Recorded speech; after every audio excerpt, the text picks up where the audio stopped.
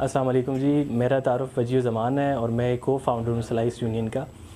Slice union Abbottabad में pizza lovers के लिए एक यूनिक एडिशन है। उसकी वजह ये है कि हम पाकिस्तान में इस टाइम पे चंद ऐसे आइटम्स हैं जो पाकिस्तान में सिर्फ हम प्रोवाइड कर रहे हैं। फॉर एग्ज़ाम्पल हमारा butter chicken pizza, Nutella pizza, ये एक काइंड ऑफ यूनिक एडिशन है जो हम लोग अपने मेन्यू में इंट्रोड्यूस करवाया है। एबटाबाद के बारे में दूसरा हमारी मोटिवेशन ये थी कि यहाँ से हम स्टार्ट लें, क्योंकि तासुर ये था कि एबटाबाद के लोग फ़ूड लवर्स नहीं हैं, तो जो कि तासुर मेरे हिसाब से वो गलत है। हमारी ये कोशिश थी कि हम क्वालिटी, यहाँ पे लोग क्वालिटी फ़ूड दें ताकि जो है वो लोगों के अंदर एक शौक़ पैदा हो। तो इंशाल्लाह आप लोग आएँ, ट्राई करें, आपको अच्छा लगेगा। Thank you so much.